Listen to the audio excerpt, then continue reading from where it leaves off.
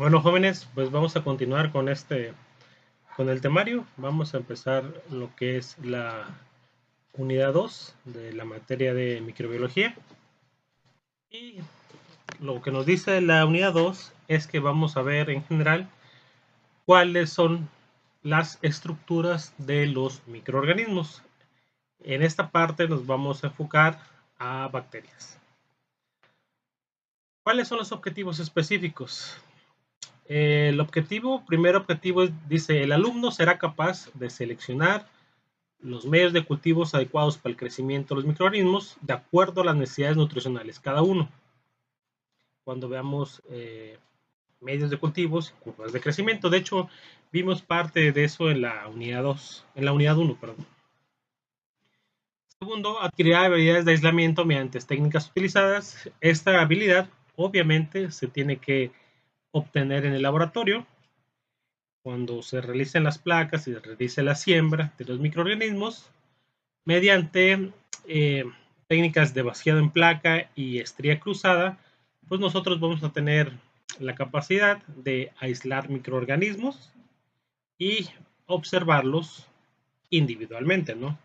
Ya no observarlos como un consorcio, cuando son varios o grupos de microorganismos que todavía no sean aislados, se les llama consorcios, que viven en comunidad entre ellos, ¿no? Pero aquí lo que vamos a ver son microorganismos aislados. Conocer alguna forma de microorganismos utilizando las técnicas de tinciones más comunes, que estas técnicas de tinciones nos van a servir precisamente para ver la estructura de los microorganismos. Es una de las partes fundamentales de la microbiología que nos hará, nos dirá cómo son la forma, la morfología colonial de estos microorganismos. La primera parte es forma y tamaño de microorganismos, que es lo que vamos a ver el día de hoy. Van a haber otros subtemas que serán más adelante, célula eucariota y procariota, que esta parte ya la habían visto un poquito en biología celular, que intervienen los organelos de la célula, composición química y función de los organelos, que esto el 2.2, 2.3 y 2.4 van tomados de la mano. Nutrición y factores de crecimiento, que es importante. Vamos a ver cuáles son las características bióticas y abióticas, pero no en este video, sino en otro que daremos. Técnicas de tinciones, cuáles las más usadas, cuáles son las más comunes, qué otras opciones de tinciones tenemos y para qué sirven. Estas las básicas en microbiología, y una que me encanta mucho es en nomenclatura, la cual nos va a decir taxonomía, clasificación e identificación. Finalmente vamos a ver curva de crecimiento microbiano, pero ya será en otro. Para recordar, les dije que vamos a ver toda esta parte acerca de bacterias. Entonces, ¿qué es una bacteria? Pues una bacteria es un microorganismo procariota. Al ser un microorganismo procariota, no tiene un núcleo definido, a diferencia de los organismos eucariotas, que ellos sí tienen un núcleo definido. Las bacterias no tienen un núcleo definido y en general no presentan orgánulos membranosos internos. Las bacterias, ¿no? Los microorganismos procariotas. Dentro de esto hay una envoltura celular, en la cual hay una membrana citoplasmática. Posterior a ella, después de la membrana citoplasmática, está la pared celular, es un poquito más rígida, y algunos microorganismos tienen la capacidad de formar una cápside o cápsula. Esto también les va, cuando veamos por ejemplo neumococos, les va el factor de virulencia. Entonces, no todos, no es indispensable la formación de cápsulas, pero sí algunos microorganismos tienen la capacidad de formarlo.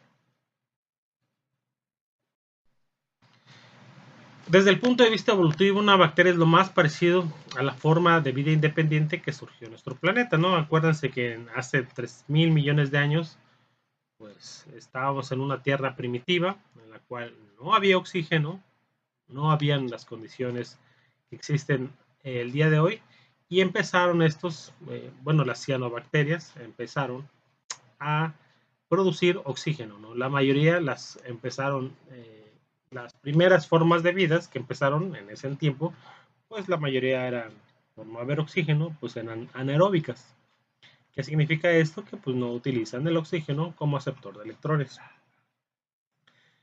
Después de que empezó la colonización de las cianobacterias y empezaron a producir mucho oxígeno, pues ahora el oxígeno era algo perjudicial para aquellas bacterias que eran anaeróbicas estrictas. Entonces, o se tuvieron que evolucionar o tuvieron que cambiar su metabolismo, porque las que no pudieron adaptarse de una forma exitosa, pues digamos que tronaron, ¿no? Se murieron muchas anaerobias estrictas, aunque existe todavía hoy en día muchísimas anaerobias estrictas que se encuentran, por ejemplo, en el suelo. ¿De qué tamaño es una bacteria, no? Acuérdense que las bacterias son microorganismos de vida libre de menor tamaño que existen en la naturaleza. Algunas son tan pequeñas que se consideran que tienen el mínimo tamaño posible para ser una forma de vida independiente. El tamaño se mide en micrómetros, μm se escribe. Para microorganismos más pequeños se utiliza nanómetros, nm, ¿no? Acuérdense que un micrómetro es 1 por 10 a la menos 6 y un nanómetro es 1 por 10 a la menos 9. Entonces, aquí hay un ejemplo, me gusta, que es la cabeza del tamaño de un alfiler y que ahí más o menos nos da una idea de cuántas bacterias pueden caber sobre la cabecita de un alfiler, ¿no? Recuerden que es algo muy pequeño y pueden llegar hasta 1 millón de bacterias, fácil, un poquito más, en la superficie de la cabeza de un alfiler, ¿no? 1 millón de bacterias.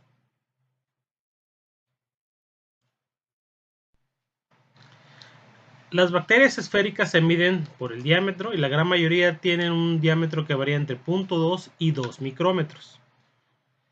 Las bacterias alargadas se miden por el largo y el ancho y la mayoría de ellas tienen un ancho de 0.2 a 2 micrómetros por 1 o 15 micrómetros de largo. Las bacterias aspiradas se miden por la longitud total y la amplitud de la espira y la profundidad de la misma, ¿no? De hecho, tenemos un cuadrito, me gusta esta imagen, que arriba, ¿no? Nos dicen, están metros, en milímetros, micrómetros y nanómetros. Como ya he dicho, un milímetro es 1 por 10 a la menos 3 metros, un nanómetro 1 por 10 a la menos 9 y un micrómetro 1 por 10 a la menos 6 metros. Entonces, los más grandes que vas a tener pues son los microorganismos eucariotas. Después de ellos van a seguir los microorganismos procariotas, en el cual vamos a tener bacterias y arqueas, que es la gran, cuando veamos taxonomía, vamos a ver el árbol filogenético de la vida, que es la gran rama que se divide, y después de esto, aquellos organismos que pues todavía estamos entre si están vivos o no están vivos, por las funciones que hacen de replicación, podría decir que sí están vivos, pero si no están dentro de organismos, no están vivos. Entonces, hay unos que dicen que sí y otros dicen que no, que son los virus. Entonces, los virus son más pequeños que las bacterias, que los eucariotas.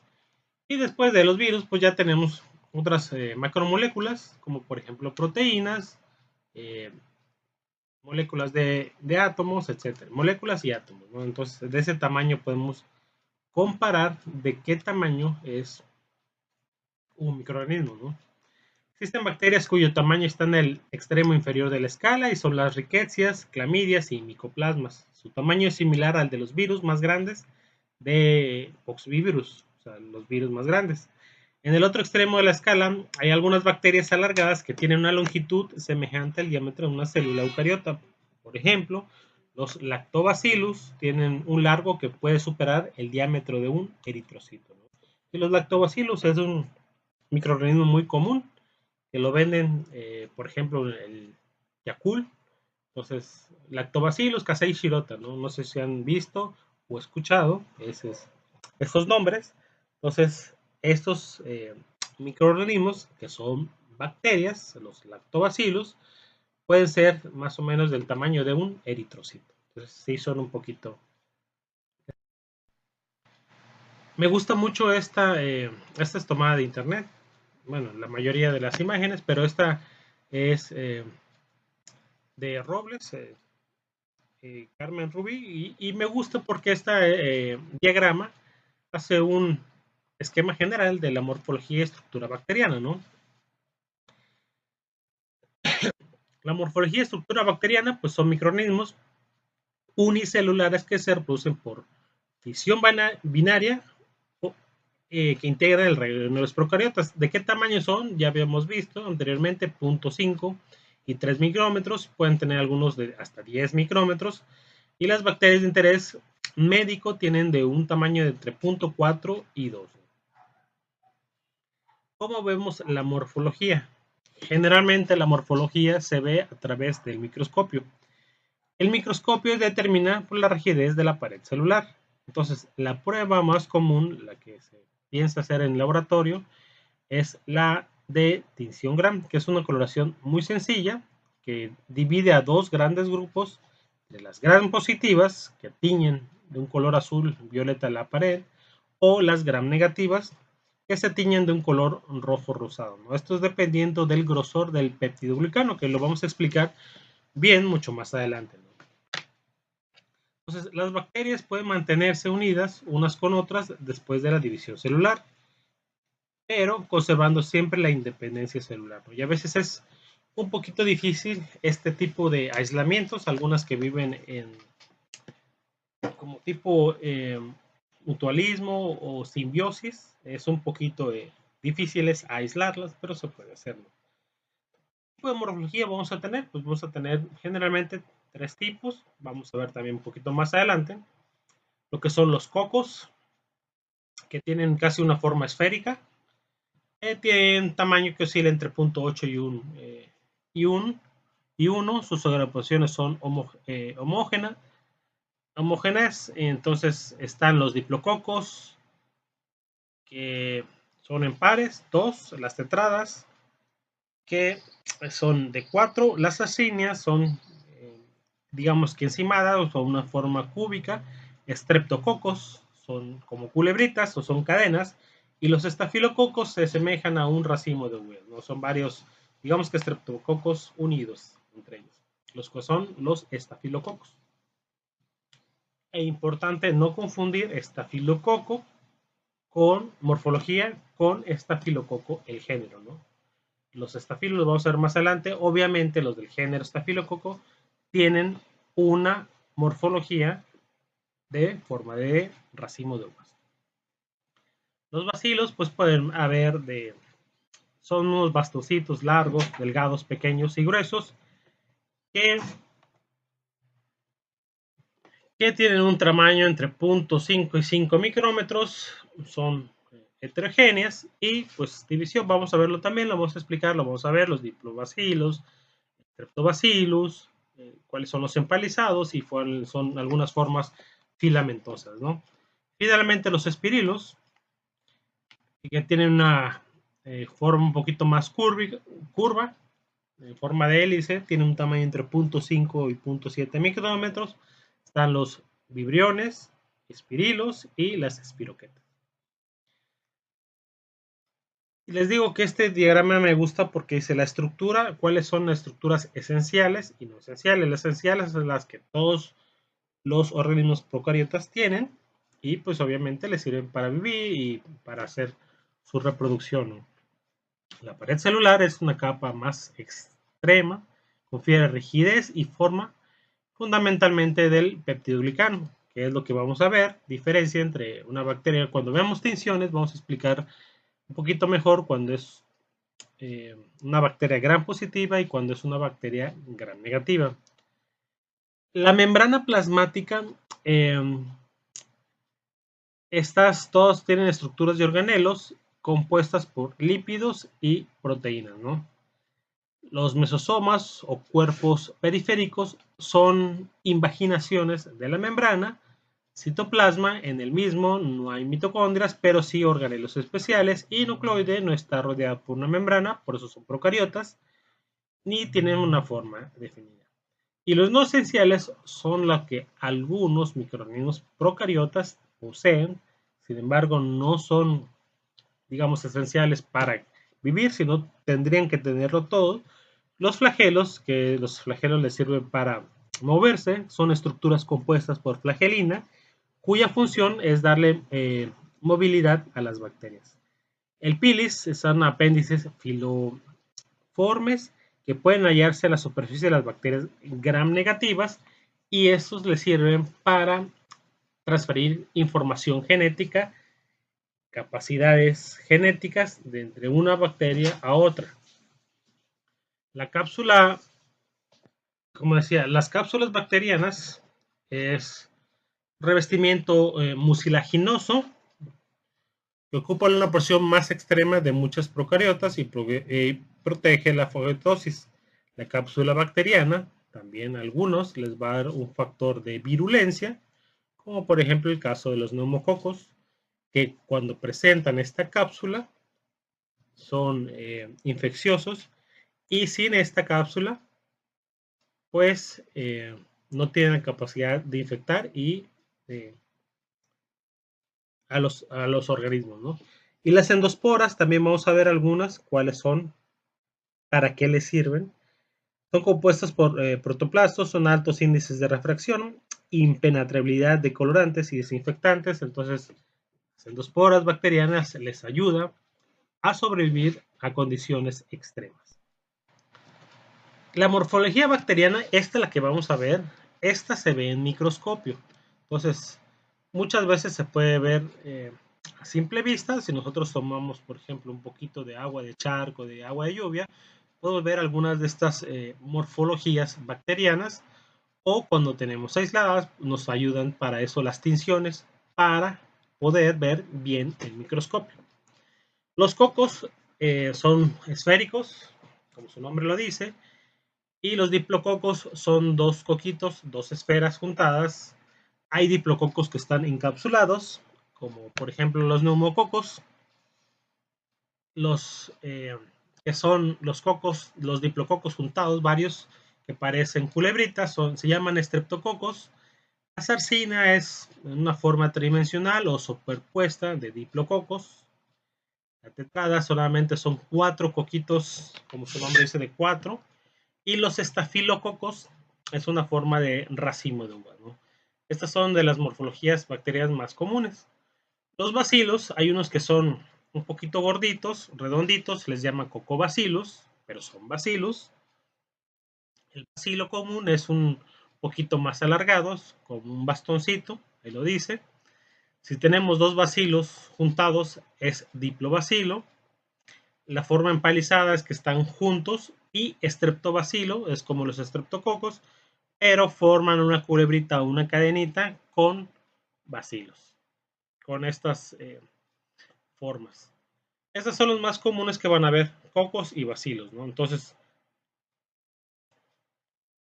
pero pueden ver también otros apéndices bacterianos, que van a ser las hifas. Ahí se puede ver un poquito más la morfología, que está un poquito estrangulado, y cuando el estrangulamiento es más, se les llama tallos, ¿no? ¿Cuáles son los otros? Pues barra alargada, por ejemplo, Fusobacterium, es un ejemplo de microorganismos que tienen esta morfología. Vibrio, Vibrio cólera, coma, tienen así forma que tienen como un pili. Bastón, Corynebacteriaceae, la familia, y la forma de hélice, pues Helicobacter pylori, ¿no? Es una de las bacterias que afecta mucho al ser humano, ¿no? Al estómago. Entonces, si no se trata, Helicobacter pylori, pues puede causar hasta úlceras, ¿no? Es de atención. Yo pensé que el Helicobacter pylori no se podía erradicar, y sí, se erradica. Lo malo es que lo volvemos a ingerir a través de alimentos contaminados. Sacacorchos es como una forma de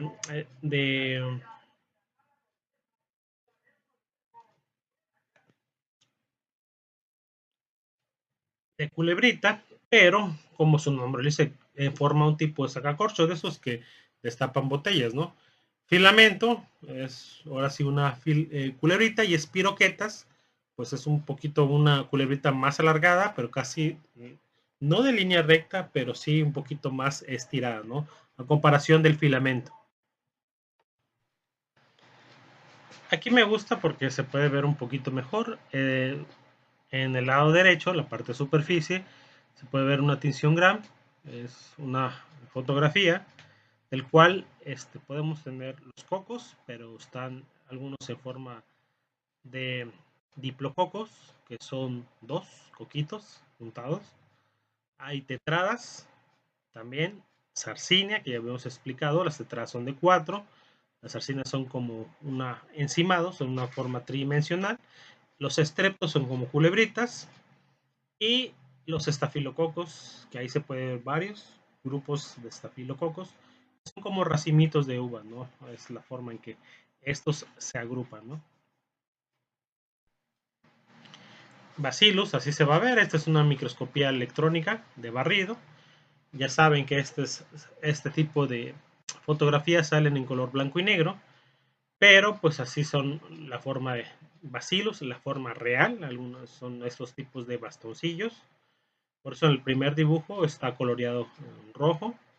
Y se ve un poquito que el tratamiento de deshidratación con alcoholes pues les afectó un poquito, pero aún así se puede apreciar perfectamente la morfología colonial. El color verde lo quisieron pintar de verde y así es para visualizarlo. Así es el bacilo.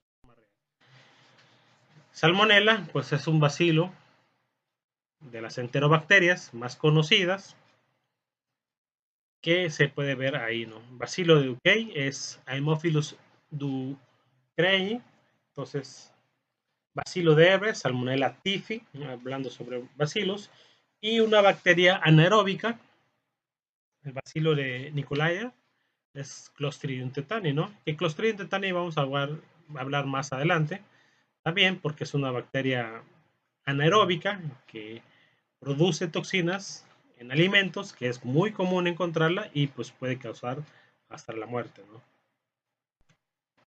Bacilo de Hansen es Mycobacterium leprae, causante de la lepra, entonces es un bacilo muy común.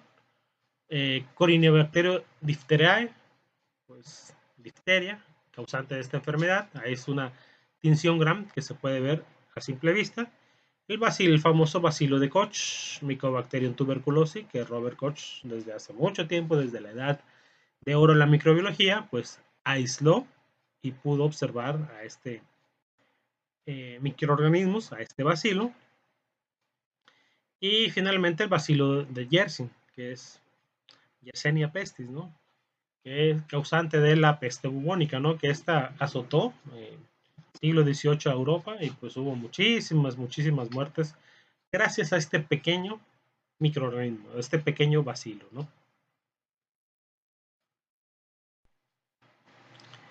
Otros tipos de tinciones, otros tipos de bacilos, entonces bacilos serios, entonces se ven así, son gram positivos. Y bacilos serios, el mismo, pero con otro tipo de colorante, ¿no? Un colorante verde de malaquita, ¿no?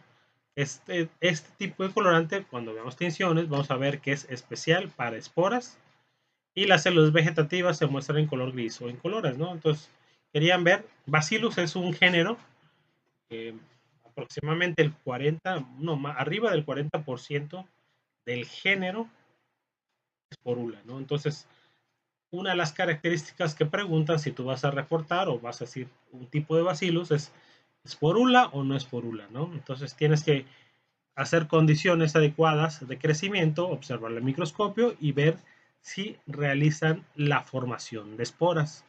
Porque como había comentado, Bacillus es uno de los géneros que sí eh, realizan esporas bacterianas. Formas helicoidales, Vibrio, por ejemplo, Vibrio cólera, son ligeramente curvados y en forma de una coma, un cacahuate. Entonces, espirilo en forma helicoidales y espiroquetas. Muchos de estos microorganismos, por ejemplo, podemos observarlos en una columna de Winogradsky. Entonces, se realiza la columna de Winogradsky, se deja pasar ciertos días y se puede ver directamente la columna, sin tinciones, directamente a microscopio, ¿no? De hecho, se ven todavía vivas, ¿no? Y podemos ver este tipo de microorganismos rondando por ahí, ¿no? Algunas estructuras externas que no son indispensables para los microorganismos procariotas, pero sí les sirven, son los flagelos y el pili, ¿no? O pilus, que es el que manejan, ¿no? ¿Qué les sirve? Pues es algo que les da movilidad, es un apéndice en forma de látigo, como unos pelitos, proporciona capacidad de movimiento independiente. Por lo general se encuentran en bacillus gram negativos y estos miden menos de 20 nanómetros de diámetro, ¿no? Este tipo de flagelos. ¿Qué constituye los flagelos? Bueno, estas son algunas partes básicas. Está el filamento, el codo y la corpúscula basal. Entonces, el flagelo bacteriano es un apéndice movido por un motor rotatorio. El rotor puede girar a 6.000 a 17.000 RPM. O sea, si alguien, por ejemplo, ha centrifugado, más o menos va a ver la velocidad a la que se puede mover, la que puede dar vueltas. Este es impresionante.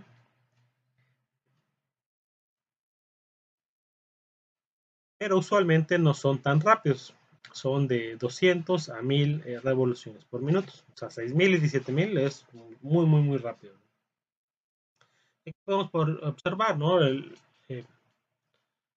Las componentes que presenta el flagelo: membrana, anillo, sistema de secreción, membrana externa, membrana citoplasmática, una punta, etcétera, ¿no? El filamento es de los más importantes, pero están constituidos por este sistema, estos tipos de organelos que componen al flagelo.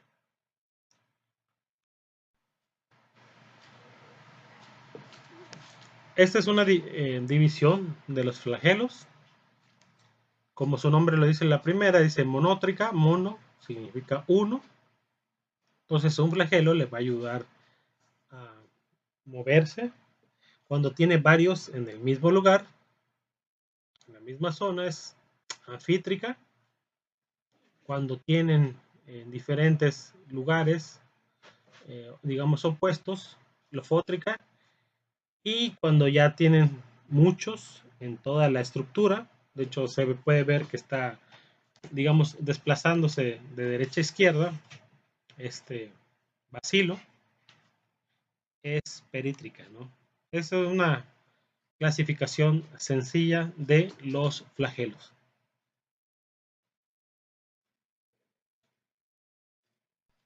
Capacidades metabólicas, por ejemplo, resistencia a metales pesados, resistencia a calor, resistencia a antibióticos, etcétera, ¿no? Esa capacidad que tienen algunos bacterias se las pueden transferir a otras mediante el pili.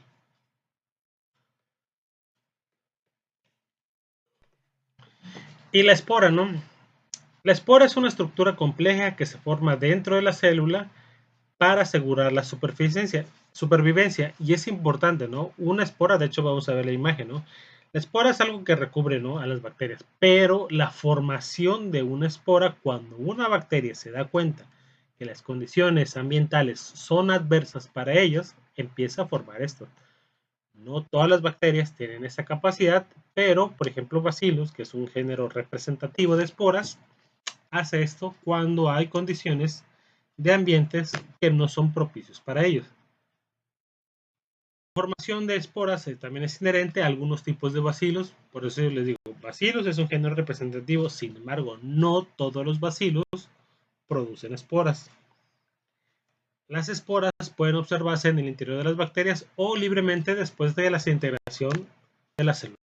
Bueno, y esta imagen creo que está un poquito mejor. Este es el esquema de una estructura de una espora que parece una rocaleta, una paleta. Entonces, tiene diferentes partes. La parte, primera, la que tiene contacto con el exterior, se llama exosporio.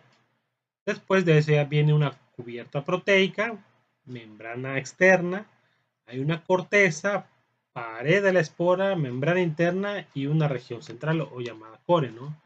Entonces, sí tiene varias capas y sí las esporas estamos hablando sobre esporas bacterianas, ¿no? No vayan a confundir con espora de hongos, que es otra cosa. Las esporas bacterianas las hacen cuando ellas se sienten amenazadas, sienten que falta algún nutriente o las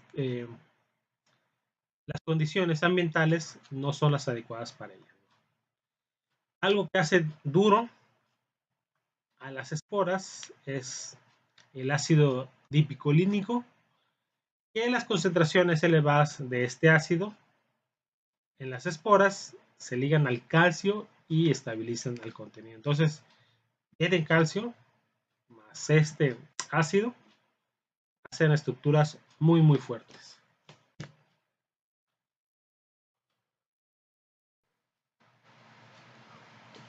Y así es la formación del peptidoglicano. Tendremos, de las esporas, podemos ver el peptidoglicano, la membrana citoplasmática dentro de una bacteria. El DNA se empieza a como que excluir a un costado, por eso forma un tabique. Después de que forma el tabique, se empiezan a pegar y empiezan a formación dos membranas, ¿no? Entonces está el peptidoglicano, está la corteza y finalmente cuando hay una lisis celular, pues la endospora puede salir, ¿no? Del interior. Esto se llama esporogenia, que es el proceso de formación de endosporas dentro de las bacterias, ¿no?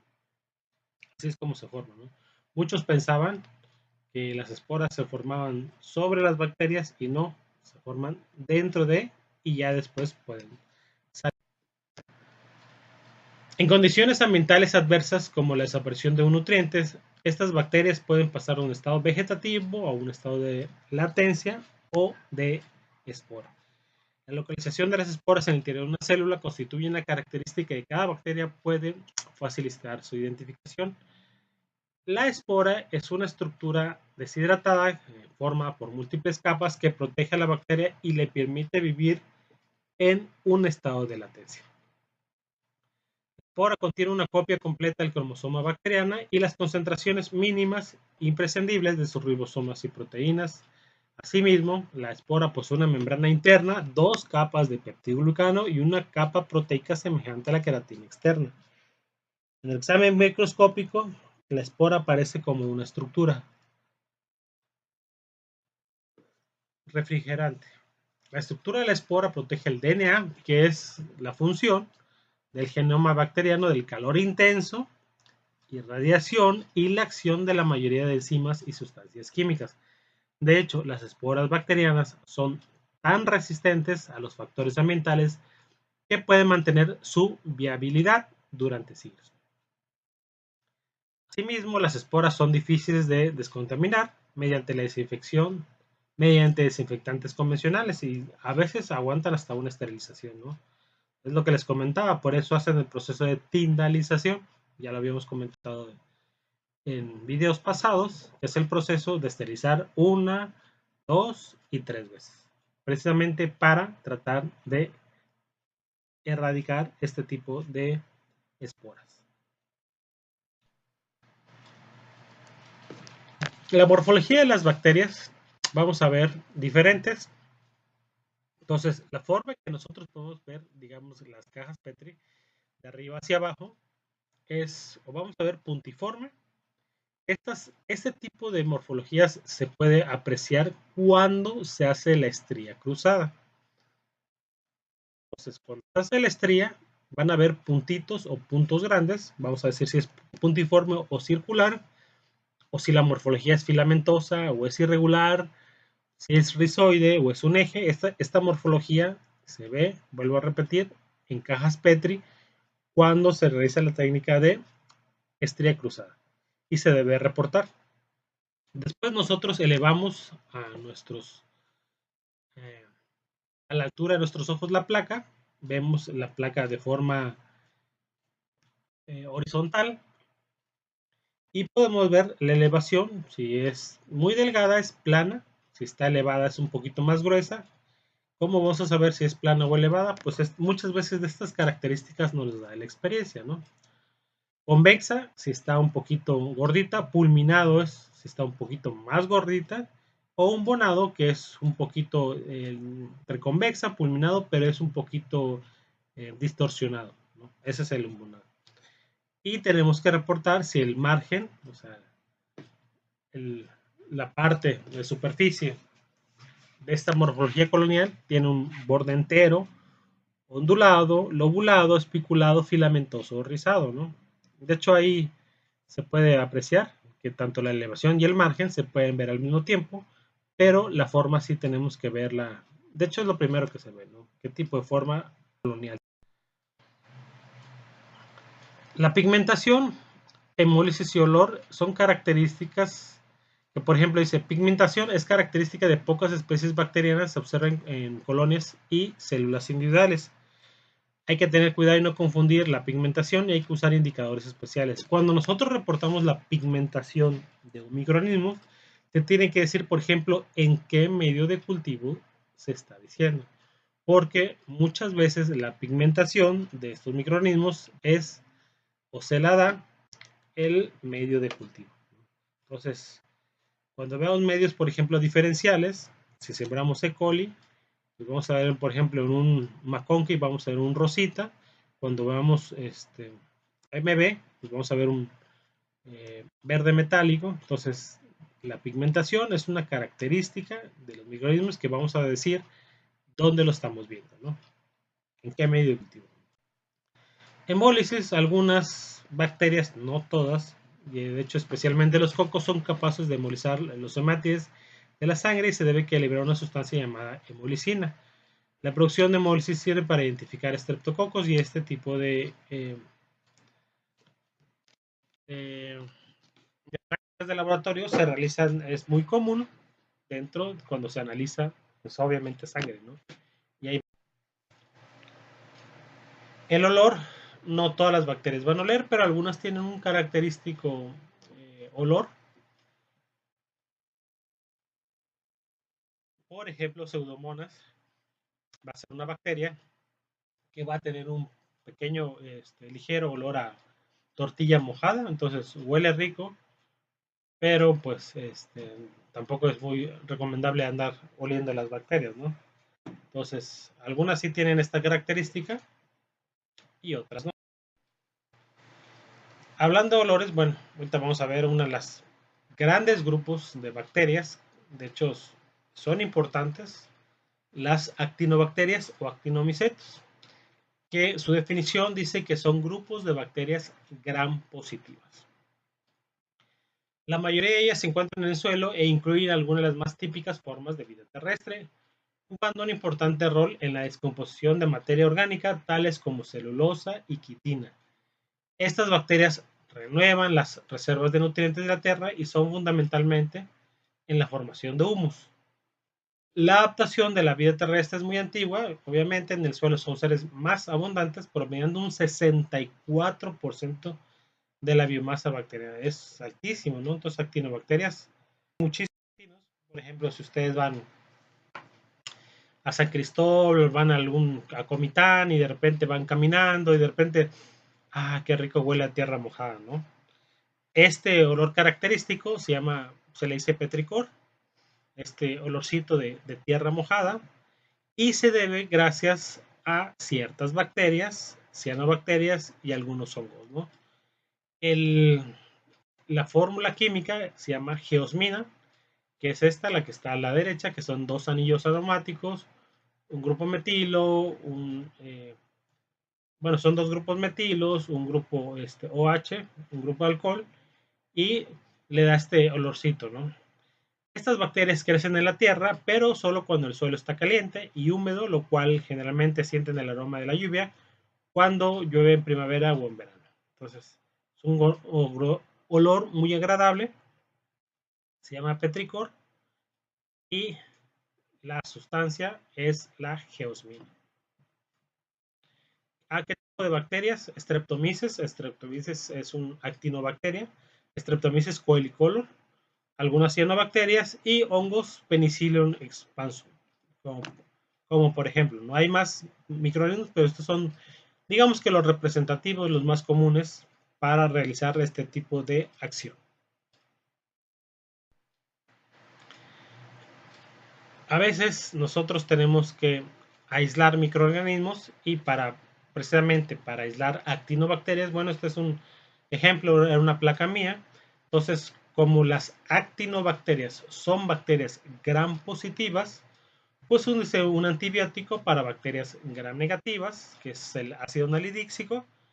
Como son bacterias, puede utilizar de antibióticos la cicloheximida, que es para levaduras, y la nystatina, que es contra hongos, ¿no? Tenían como fuente de carbono, como única fuente de carbono celulosa, y tenían rojo Congo como indicador. Entonces, donde comían las bacterias, pues hacían halos porque comían la celulosa con el indicador rojo Congo. Aunque el rojo Congo, cuando ya se utiliza, pues el rojo Congo es muy tóxico. Entonces, ¿qué se recomienda hacer?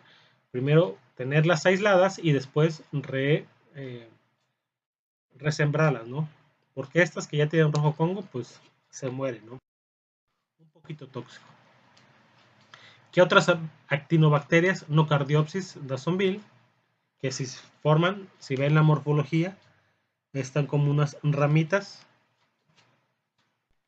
Y Streptomyces orientacus, ¿no? Que esta es la morfología colonial a través de tinción Gram, que son bacterias gram positivas, y el porcentaje lo obtuve a través de técnicas de biología molecular, que era extracción de DNA, amplificación de un gen, del 16S, y la identificación. Por eso tiene unos porcentajes, ¿no? 99.31, 99.41 y 99.04, que es el porcentaje de que se parecían a estos microorganismos. Algunos de los estreptococos más importantes, pues podemos ver Streptococcus agalactiae, eh, que se da mucho en la leche, en la mastitis de las vacas. Streptococcus anginiosis da relativo a la angina. Streptococcus, ¿qué otro muy común? Neumonía, por ejemplo, es causante de la neumonía en los pulmones, que de hecho algunos estreptococos neumoniae ya se están haciendo resistentes a antibióticos, y es un poquito peligroso, ¿no? Streptococos pirógenes engendrar o producen pus, se asocia habitualmente a la formación de pus en heridas. Y Streptococos salivarius, que se detecta muchas veces en las bocas de las. Algunos estreptococos beta hemolíticos, estreptococos pirógenes, que se encuentran en donde, pues en faringitis, infección de piel, en tejidos blandos, bacteremias, fiebres, etc. Streptococcus agalactiae, enfermedades neonatales, niños, endometritis, infecciones de heridas, infecciones del tracto urinario, bacteremias, neumonías, infecciones de piel y tejidos blandos, entre otros. Estos son estreptococos del grupo A, el grupo B y el grupo C. Y finalmente los del F y G, pues algunos Streptococcus angineus que dan abscesos, o Streptococcus dysgalacticeae que dan faringitis y glomerulitis aguda. La virulencia de Streptococos del grupo A está determinada por la capacidad de las bacterias de adherirse a la superficie de las células del hospedador, invadir las células epiteliales y producir una gran variedad de toxinas y de enzimas. Así se ven estos estreptococos hemolíticos. Entonces, estreptococos del grupo C, giniosus, especies de colonias pequeñas, etc., ¿no? Esa es la forma en que se ve. Y algunas tinción Gram de un cultivo de hemolítico, que podemos ver la de abajo, la derecha, colonias alfa hemolíticas, ¿no? Bueno, y hablando de Streptococcus pneumoniae es uno de los más peligrosos que existen. Y aquí les dice, por ejemplo, solidificación densa del glóbulo inferior izquierdo en un paciente con neumonía. Entonces, siempre que hay este tipo de enfermedades, pues tienen que acudir obviamente a su médico. Tienen que tener en cuenta de que estas bacterias, algunas se vuelven resistentes a antibióticos y es donde dan problemas y causas, ¿no?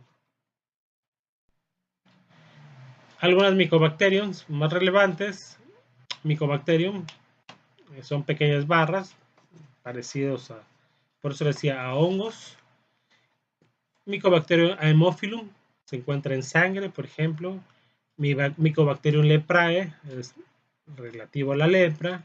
Mycobacterium tuberculosis pues provoca la tuberculosis, es caracterizada por un tubérculo en referencia a la formación de tubérculos en pulmones de pacientes infectados.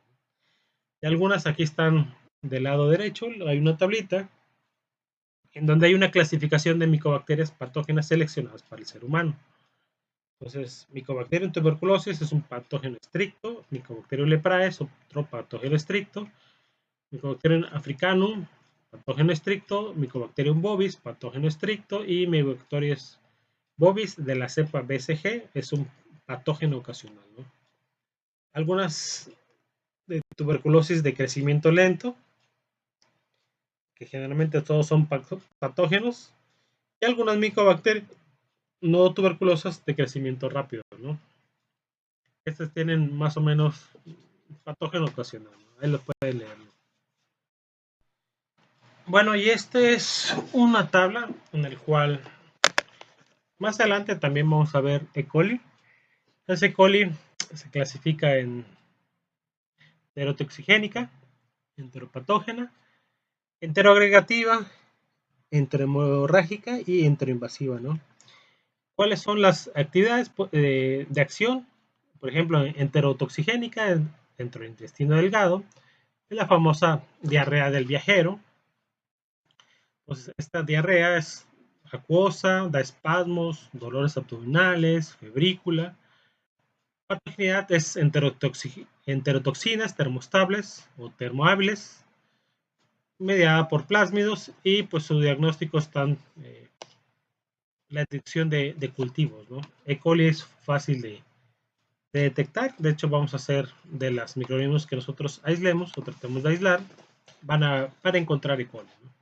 E. coli enteropatógena se da en el intestino delgado. Diarrea infantil en países de desarrollo, causa diarrea acuosa y vómitos.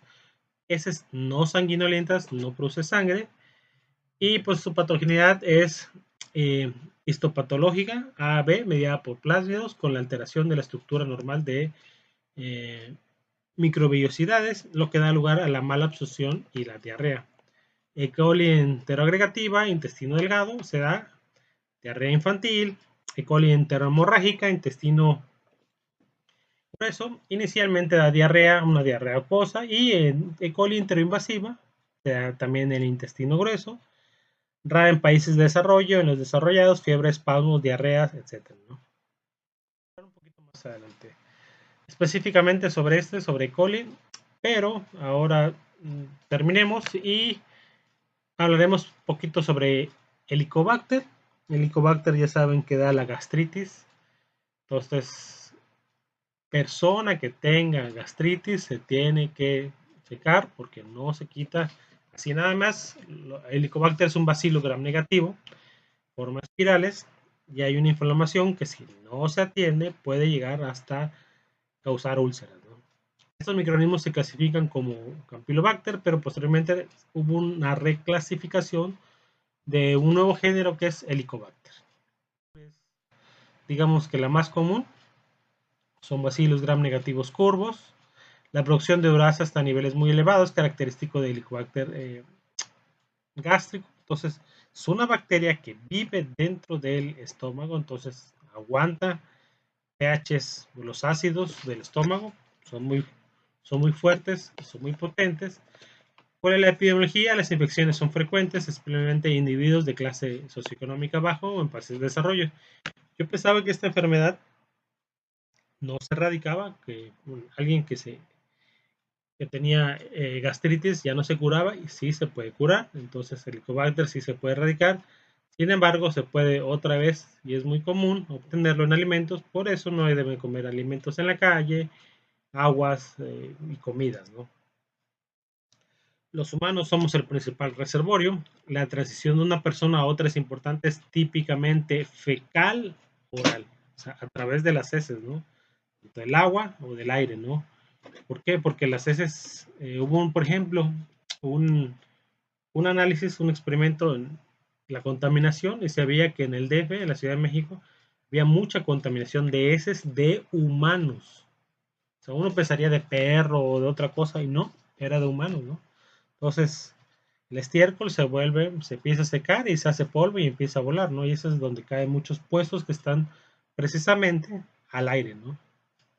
Entonces es muy fácil contaminarse. Diagnóstico, una microscopía, el examen histológico de muestras, una biopsia sensible y específicos.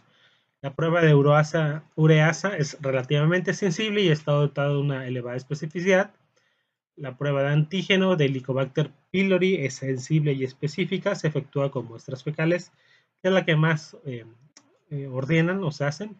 Y también en cultivo requiere incubación en condiciones microaerofílicas. Es un poquito, por eso es cultivar Helicobacter pylori, porque acuérdense que están dentro de nosotros, ahí sí son condiciones anaeróbicas o microaerofílicas, pues ahí sí puede vivir, pero pues ya en una placa, en un medio, pues sí es un poquito difícil el cultivo, ¿no? Entonces, lo que más recomienda es la prueba de antígeno. Tratamiento y control, se han evaluado diferentes pautas para el tratamiento de infecciones por el Helicobacter pylori y el tratamiento es un inhibidor de bomba de protones, omeprazol, que de hecho México tiene, creo que es Genoprazol, se llama la marca, tiene premios a nivel internacional por realizar el omeprazol, que es muy bueno.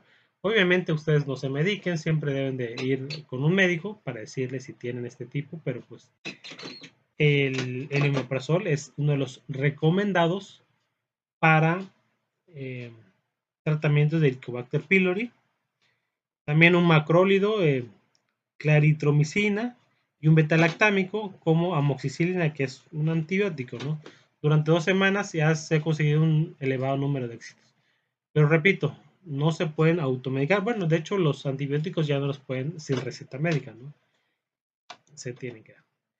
El tratamiento profiláctico de individuos colonizados se ha demostrado ser muy útil y potencialmente tiene efectos adversos, como el hecho de predisponer a los pacientes de la región distal del esófago. No se dispone en la actualidad de vacunas humanas contra Helicobacter, ¿no? Contra este tipo de bacterias.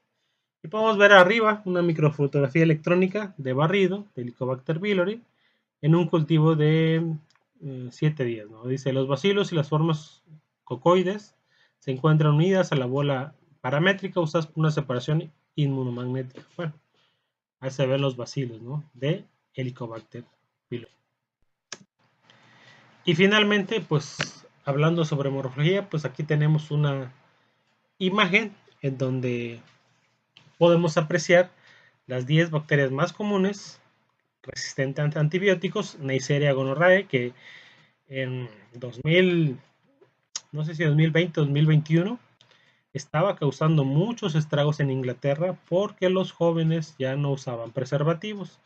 Entonces, esta bacteria se hizo resistente a antibióticos, la gonorrea, y pues no era difícil erradicarla, ¿no? Entonces, recomendaban mucho el uso de preservativos, de condón, pero pues en Inglaterra fue un brote muy, muy duro, ¿no? El 2020-2021, no me acuerdo qué año.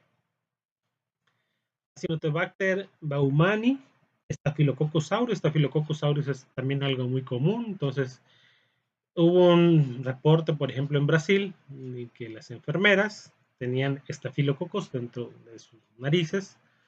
Entonces, ese estafilococos infectaba, por eso ahí les decían las enfermedades nosocomiales o las IAS, infecciones asociadas a la atención de la salud, que ya eran resistentes a antibióticos. Entonces, las enfermeras estaban contaminando a los pacientes, ¿no? Fue un estudio que se hizo en Brasil. Burkholderia ceparia, Pseudomonas aeruginosa. Les dije que Pseudomonas es una de las reinas, o probablemente ya sea la reina de bacterias que resisten antibióticos, y Pseudomonas es muy común encontrar. También Pseudomonas es la reina de las bacterias del suelo. Entonces, si está en el suelo, pues también puede estar en el agua, puede estar en el aire. Entonces, Pseudomonas es una bacteria muy peligrosa, ¿no? Y creo que hubo una Pseudomonas también en Estados Unidos que era resistente a muchos antibióticos, ¿no? Entonces, esta persona cuarentena y aguas, ¿no? Clostridium, Clostridium difficile, entonces también es un Clostridium de por sí, es un microorganismo anaeróbico que tiene toxinas muy potentes que pueden matar. Entonces, todavía que se vuelva resistente a antibióticos, pues es un poquito eh, duro, ¿no? Y Escherichia coli de por sí es una de las bacterias que más común están. Entonces, Escherichia coli tiene esta capacidad de adaptación increíble. Hicieron, por ejemplo, un experimento, lo pueden buscar en YouTube, hay como una mesa larga, grande, en el cual pusieron medio de cultivo, ¿no? Y en los lados empezaron poniendo concentraciones mínimas de antibióticos hasta llegar a una concentración muy fuerte en el centro, ¿no? Pues E. coli lo sembraron en las esquinas y empezó, en cuestión de horas, empezó a colonizar, ¿no? Mataban algunas, morían unas, pero tenían la capacidad de aprender, de sobrevivir y sobrevivieron finalmente, colonizaron la parte del centro de la mesa, les digo, que era eh, como un tipo de gelatina, o sea, grande. El centro lo llegaron, que tenía antibióticos, que tenía una concentración muy fuerte, que si inicialmente hubieran sembrado E. coli en la parte del centro de la mesa, pues obviamente hubiera muerto. Pero E. coli tuvo la capacidad de adaptación y supervivencia de hasta llegar a colonizar, ¿no? Entonces está bonito el experimento, por ahí está, si lo quieren buscar en YouTube. Mycobacterium tuberculosis, pues ya vieron lo que les hace en los pulmones. Entonces Mycobacterium también es otra de las bacterias fuertes. Klebsiella pneumoniae, neumonía, imagínense estar contaminados con tuberculosis y neumonía, entonces, y que ambas sean resistentes a antibióticos, pues sí sería un grave problema, ¿no? Y Streptococcus piógenes, ¿no? Que también es otra bacteria que, que también causa mucho daño a los seres humanos. Entonces pueden ver este tipo de microorganismos, vemos la morfología y vemos también la capacidad infectiva y daño que le ha hecho al ser humano. Finalmente, pues como podemos ver, cocos gran positivos, cocos gran negativos, vibrio y espiroqueta, ¿no? Es resumiendo algunas de las morfologías en total de toda esta presentación. Pues por mi parte es todo, vamos a ver más adelante, vamos a ver tinciones y en las tinciones vamos a ver varios tipos y que estas nos van a ayudar. Les digo, algunas bacterias se pueden ver sin tinciones, sin embargo las tinciones, una de las características principales es para ver estructuras de microorganismos.